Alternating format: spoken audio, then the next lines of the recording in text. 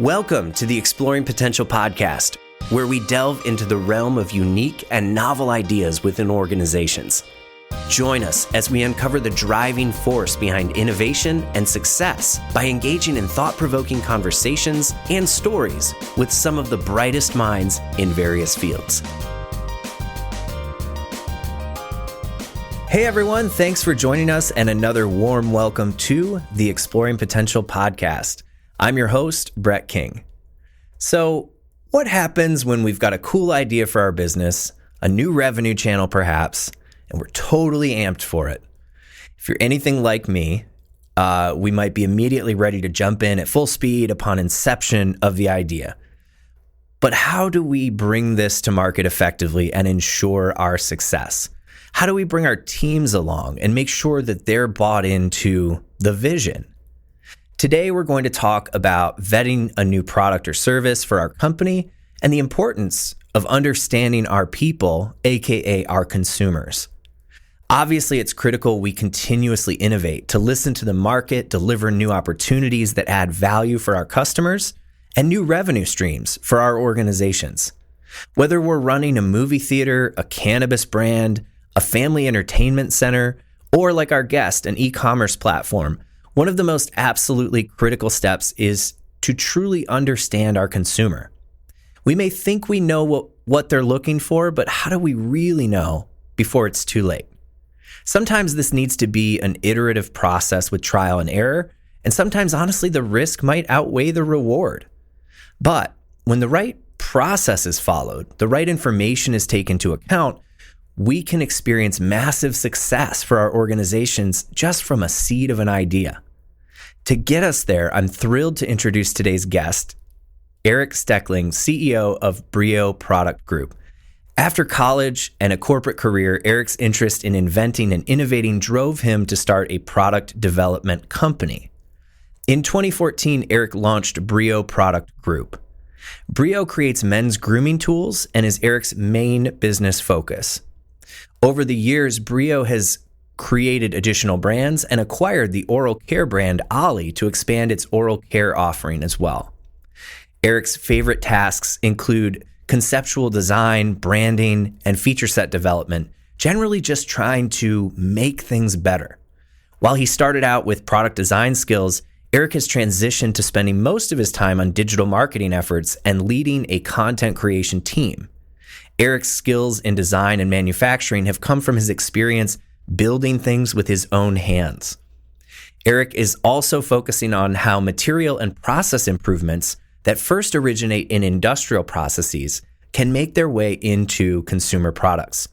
Eric, welcome to the show. Thank you so much for being here today. Yeah, thanks for that generous intro, and thanks for having me.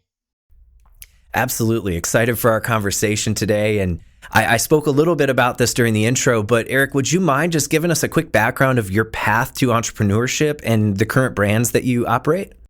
Yeah, sure. So early on, I just figured that I wasn't going to be a great fit for a corporate career. And I think I knew that from a young age. And also, had a father who, was an attorney, but then also had side hustles, I guess, before that term really existed. So, I had always kind of seen what that side of life looked like in terms of being your own boss and making things work for yourself. So I think that was pretty important to me early on. And then I think where the trouble is, as you grow up, of course, you never really know exactly what that thing is going to be. So I have no secrets here. I didn't really get a good start on figuring that out until I was about 30 years old. But I actually don't feel bad about that at all. I was just at the Henry Ford Village and found out that how old Henry Ford was when he first started Ford Motor Company.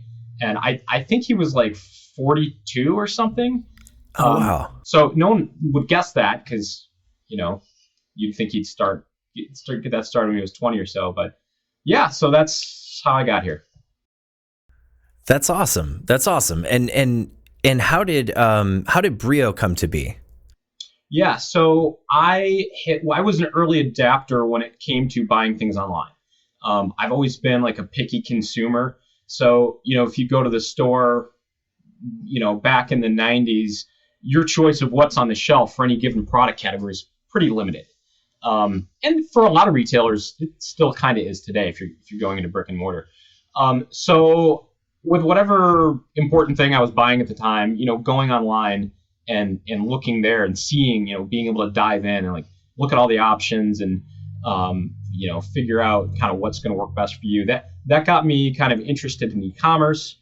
From there, I kind of learned about Amazon because getting started, it's really hard when you're starting from scratch. You have no products, you have no skills, you have no access to channels.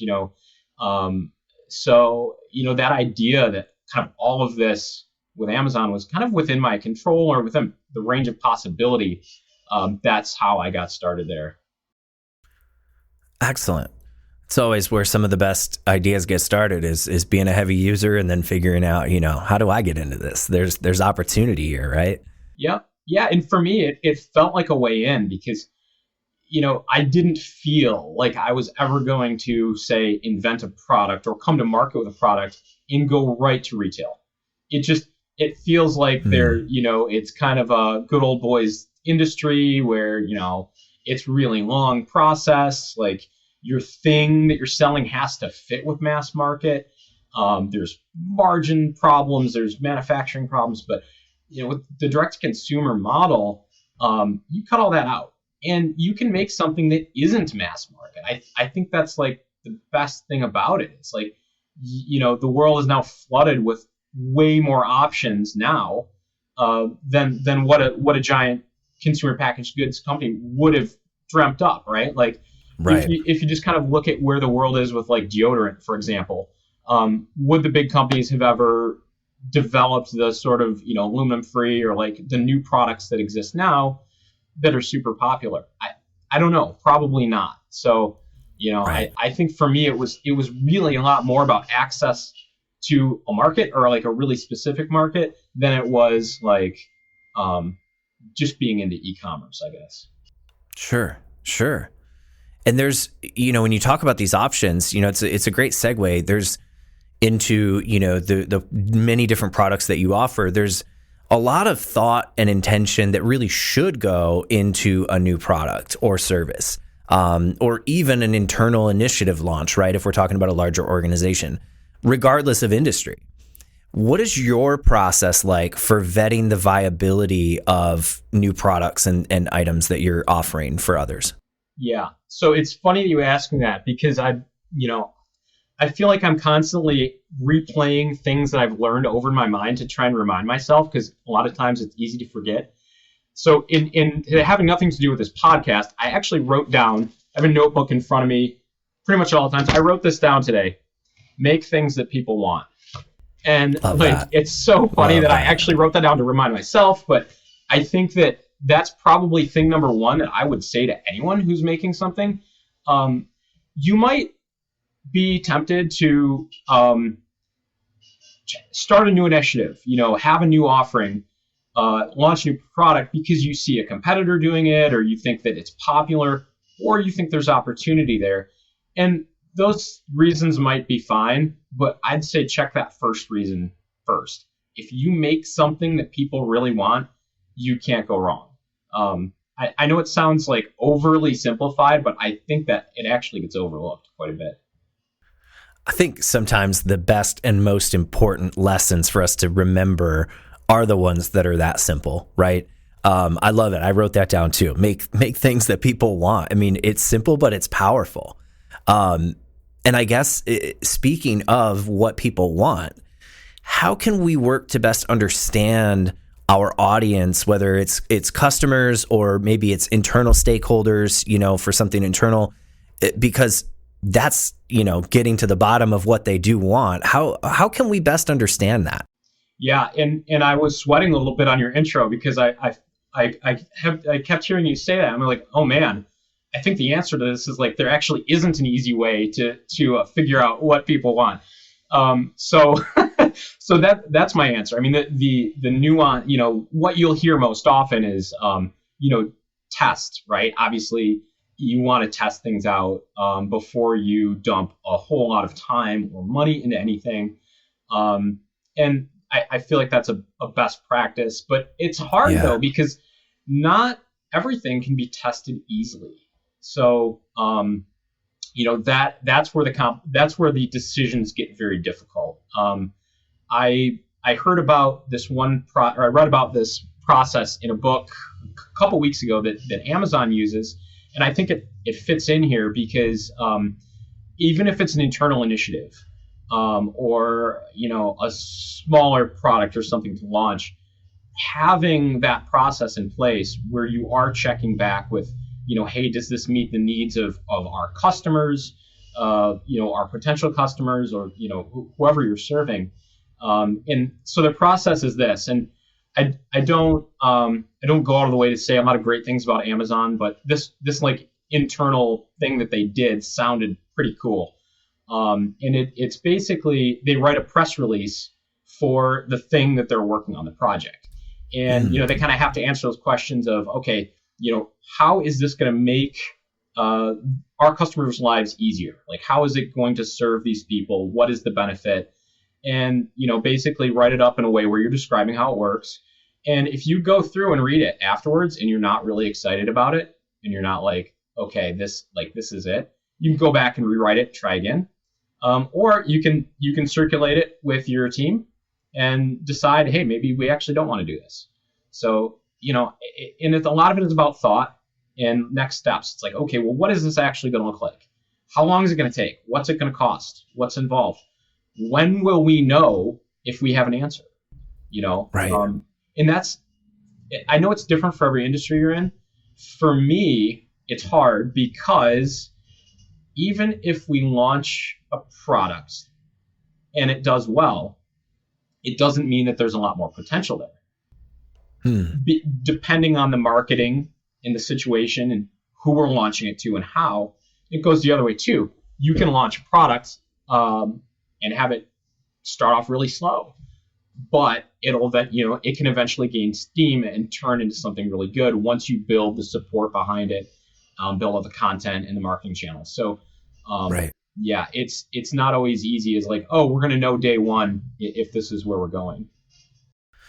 I thank you for sharing that story about Amazon, because I think that's a really powerful exercise that can kind of be done. I mean, tell me if you agree or disagree with this, but without having read what you read, to me, it feels like that can be done at many stages of the iterative process of like from when it's the seed of an idea all the way through, like some work has been done, like, because to your point, not everything can just be tested. It's not that easy, right?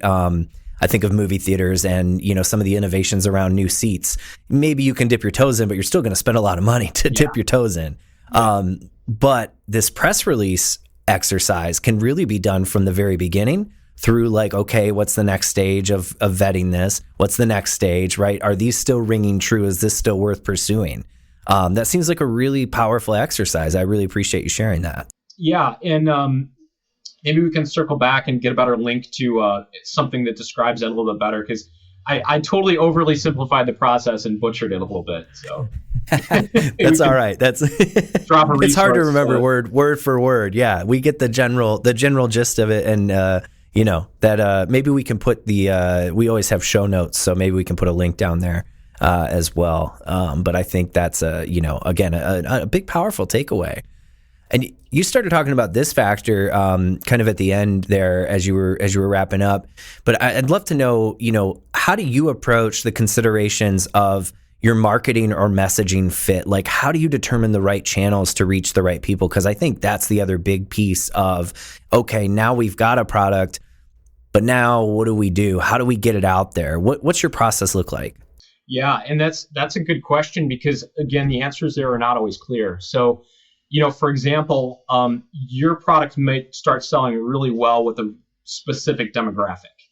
And maybe that's just because of the content that existed.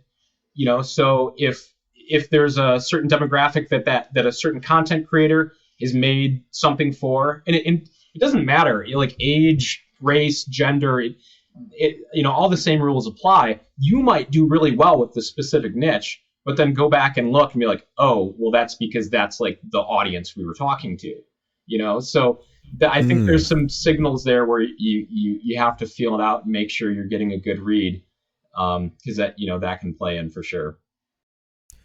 Right. You may be thinking that there's this great success, and maybe there's great success elsewhere, but because of your marketing messaging and how you're looking at things, you may be missing it. It reminds me of several podcasts ago. We had a guest on, Vicky Baker, and we were talking about people analytics, and her background is in higher education, and something she mentioned was you may set KPIs. Right. And all businesses should be setting their KPIs to get a pulse on, what that is.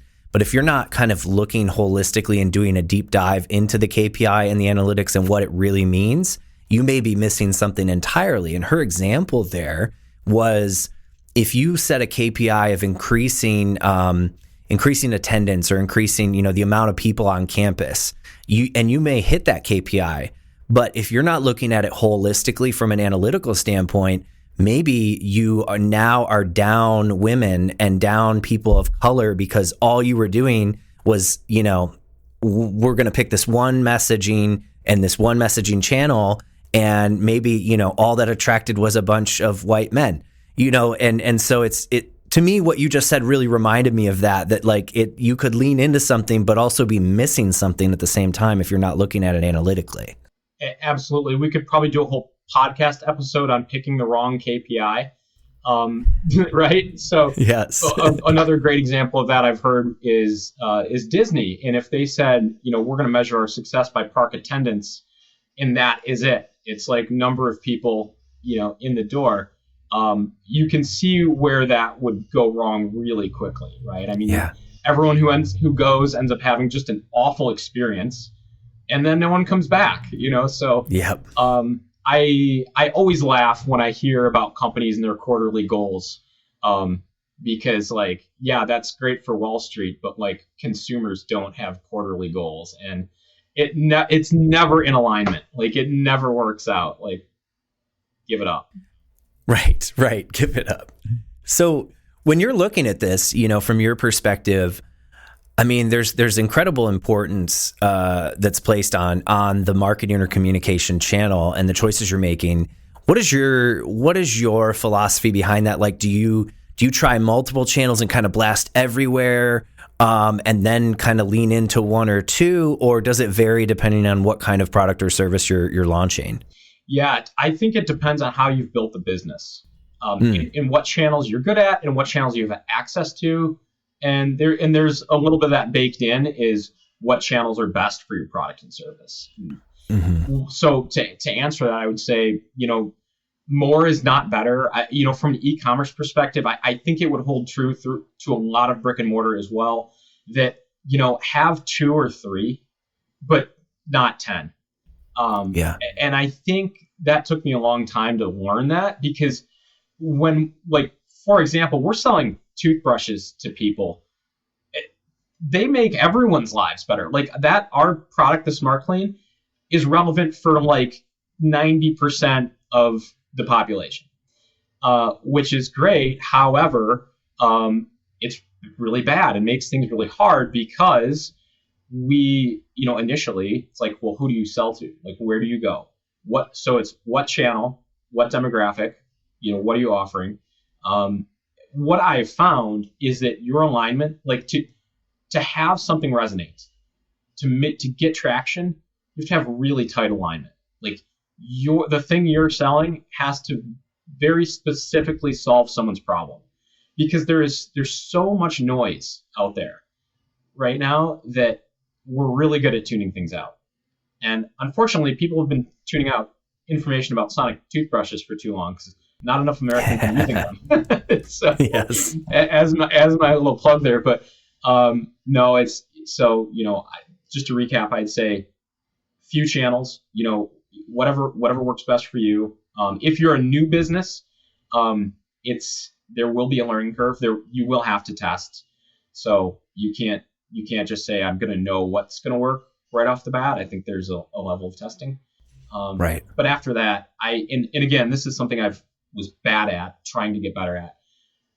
Once you do get to that point where you're okay, I feel like I have something working, stick with it and stop looking around at other things, because it's so easy In the e-com world, there are so many, shiny objects to distract your attention with. In the marketing realm, there's 100 things you can do. So, yeah, Right. fewer is Right. better. And some of that is going to require testing to know what those fewer channels are, to your point, especially if this is an external initiative, or an external launch, new product, new offering. It may take a little testing to just see, where are we getting the traction, and where are we finding success? Where are these people at, where we are cutting through the noise? I like what you said, people are tuning things out. So how do we make it so they're not tuning us out? And so now, of course, I sort of look at things flipped at an internal perspective of, if it's an organization that's got some sort of internal initiative, at the end of the day, employees are humans too, right? Employees are consumers, and consumers are employees, because we're all human, we're all people, and that's what we're talking about. And so I want to kind of stretch what we've been talking about, and I'll be curious to hear your thoughts on this, but the dots that I'm connecting can kind of be the same thing, right? If you're trying to get your employees on board with an internal initiative, pick the right channels. If you just start blasting stuff out kind of and blasting a lot out, right, it's going to just start to be noise. If, we've all been at those companies where it's like, oh, another memo, right? Or another email blast from whoever. And each one to that person is like the most important thing, and everybody needs to pay attention. But the reality is, in the same way that external marketing, it just becomes noise, internal communications can also just become noise. So I think there's this, I liked the words you used, this tight alignment, really understanding where specifically are we going to reach the people that we're trying to reach within our organization with this message. And the answer is likely not in mass email blasts.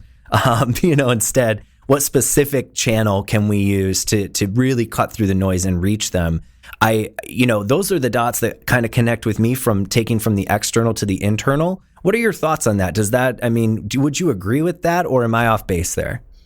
Yeah, I don't know. I don't know if channel is as important as messaging and consistency, and not changing the plan every week. Right. Because when you're dealing with a smaller team, people generally do like the idea that someone knows where the ship is going. Right. I was once an employee of a big company, and it doesn't matter where you are. You want to know that the guy driving knows what he's doing, and that, is taking you all in the right place.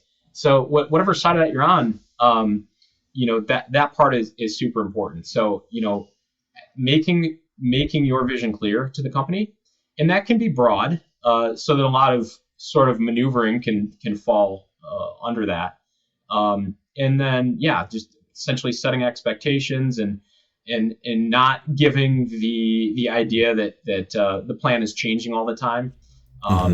And those other processes, like getting buy-in internally from your team, having them validate it, seeing their thoughts on it, that can be very helpful.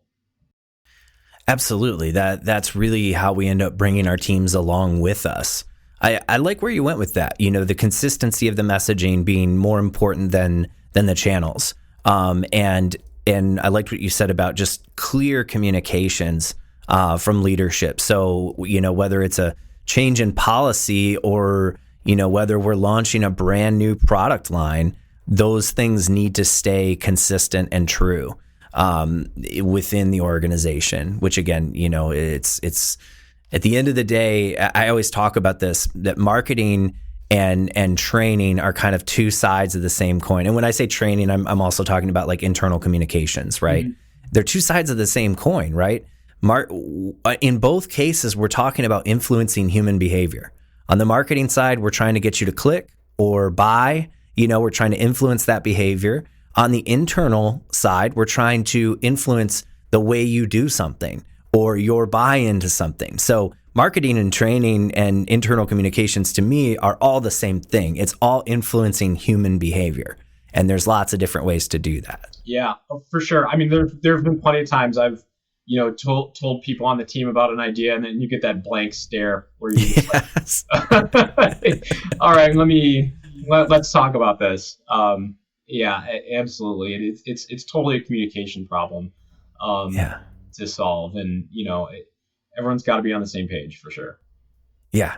Yep. And we've talked about some really powerful ways to make sure that happens. Eric, you've shared some really excellent tips that, again, your expertise in launching these new products and really vetting them and getting them out into the marketplace and making sure that you find the right channel. Like these are, we've had some really powerful gems during this conversation. I really appreciate it. Is there anything else that you'd like to add on this topic that perhaps others that are listening might benefit from hearing? Yeah, I mean, we could kind of circle back, I guess, to the product launch stuff if you want to, and we could talk, just I guess in general terms about, maybe what that looks like. I know. Let's do it. Yeah, because I think that's where the creativity part comes in. Because people are awful at figuring out like what that best solution is. Well, let me put it this way. Your customers are terrible at product development. They can kind of tell you what they want, but they have no idea what form that takes. So, I think that's where it's the burden of the company, the business, whatever, to be innovative and to find that way that solves the problem that also, works best for your customers. Because, you can ask them, they're not going to tell you anything useful. They'll kind of tell you what they want, but it won't end up like what it looks like. Or there's a lot of times they'll ask for things that are just sort of impossible. We've had that happen a few times. They're like, all right, we want this and this and this at this price. We're like, okay, wow, that's hard. So, I guess so. Maybe my one piece of advice there is just like, your customers aren't going to do that work for you. The creativity is on, or the burden is on you to do something creative to develop that new product or service. Right. I really like what you said that, customers aren't going to tell you quite literally what that looks like. They're going to tell you a want, but it's up to the company to really interpret that and turn it around. It's sort of a one step removed from, was it Steve Jobs that used to say, they don't know what they want. I'll tell them what they want. When he was developing products. But this is kind of one step down from perhaps that attitude, but really recognizing like they don't know. They know they want these things, but they don't know what the final thing to ask for looks like. And that's on us. That's on us to figure out. Yeah. Is that kind of what you're saying? Yeah, absolutely. And, as technology changes and the tools we have in terms of running a business and trying to solve problems, as those change, that opens up new opportunity to solve people's problems differently. And I think for me, that's why it's fun. On the brick and mortar business side, there's a lot of it's more tech that's changing. On the consumer product side, it's both. It's tech and it's materials and processes. But yeah, you basically look for those things that are new and see if they can be used as part of a better solution. And I think that's a good way to approach it. Right. Oh, I love that. Well, I asked already, but I'm going to ask again because I think we went into some of the most valuable stuff we've talked about. Is there anything else that I've left out of asking you? Because I think I might have missed a big one there where I'm so glad that you brought that up. But anything else that I haven't given you the opportunity to speak about? I don't think so. I mean, we could probably talk for a while in any other direction, but trying to keep this to the point and relevant. I know everyone's busy. Yeah, Eric, you and I could probably talk all day about any aspect of this. I think, and we have. In fact, it took us a while to get started this afternoon, just because we were going back and forth on several other ideas. I really appreciate you taking the time, Eric, to talk with me today. I want to take a moment now to just pause and give you a little bit of time to talk about whatever is most important to you right now. If there's company initiative idea, whatever it is, the floor is yours, and would love to hear from you. Yeah, for sure. So I don't have anything to sell you or your audience. So I mean, let's just like keep creating value for people. The easiest like thing I could think to maybe do that was just basically sharing some books that I've read recently that I thought were pretty helpful. Oh yeah. Love that. Yeah, maybe you've read a few. I know one of them I actually think I already recommended to you, so you can stop me when I get there. The first one most recently is called Never Split the Difference. It's by a former FBI hostage negotiator named Chris Voss.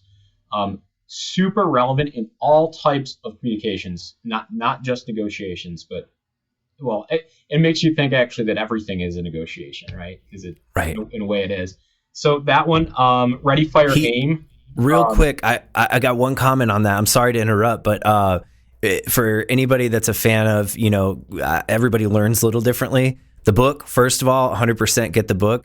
He also, I believe, has a masterclass through that app, Masterclass, and there's some video and interviews with him on the, some of the subjects from that book.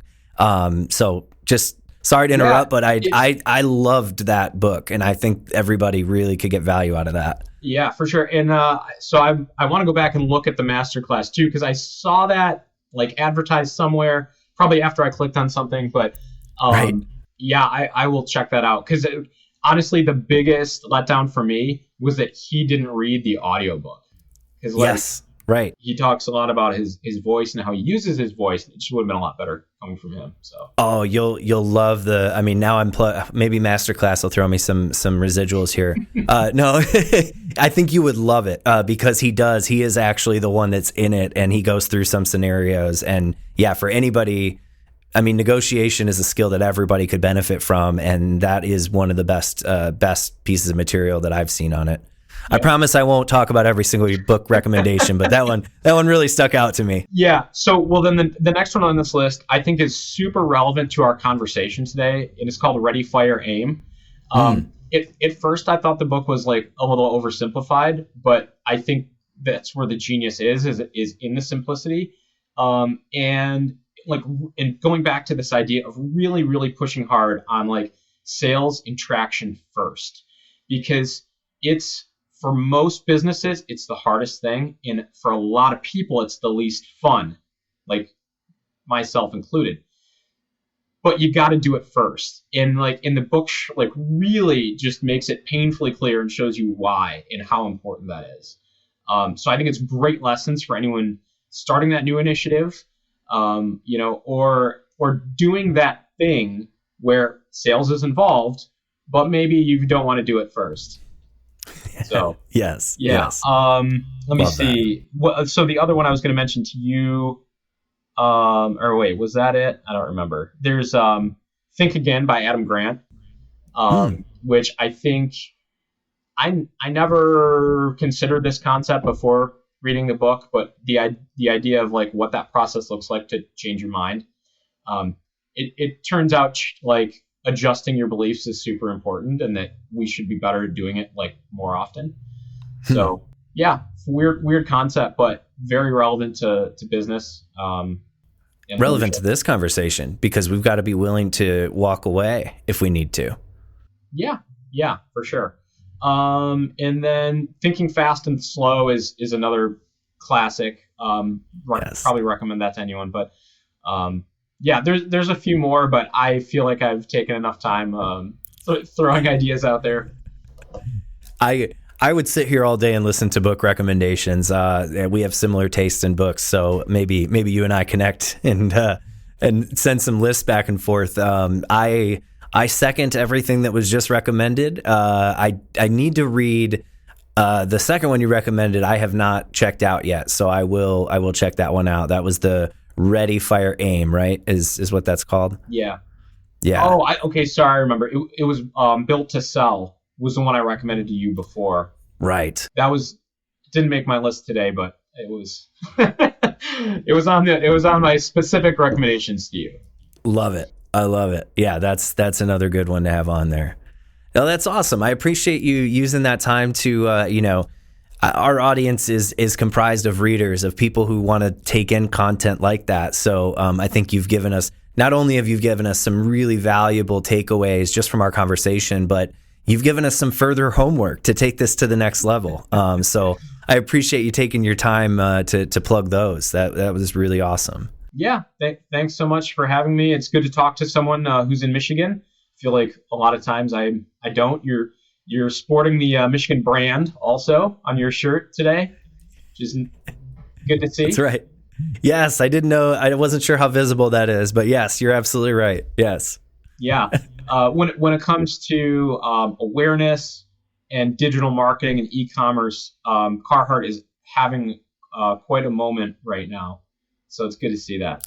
Yeah, I agree. They really are. And I'm going to take that back to my wife and tell her that I got a compliment on this shirt because I was told very specifically not to wear orange on this show. So I am going to take that and say, you know what? Eric appreciated my shirt today and got a compliment on it. Absolutely. Well, yeah, Eric, thank you so much for the time that we've been able to spend together. I sometimes I do a little recap of takeaways. I'm going to just say one takeaway that kind of came out near the beginning. And like we talked about, sometimes the simplest thing is the best thing. Make things that people want. We're taking it straight out of Eric's notebook. But if nothing else from today's podcast episode, make things that people want and listen to it again to get all the ways of how to get there. But that's the bottom line takeaway I think that I want everybody to walk away with. And I thank Eric for that. I thank you, Eric, for joining us today and providing so much value. I want to thank our listeners and viewers for tuning in to the show. Please don't forget to like and subscribe if you're getting value from this content on the Exploring Potential podcast. You can subscribe on Apple, Spotify, or wherever it is that you do get your podcasts. Please, while you're there, give us a rating, give us a review, let us know how we're doing.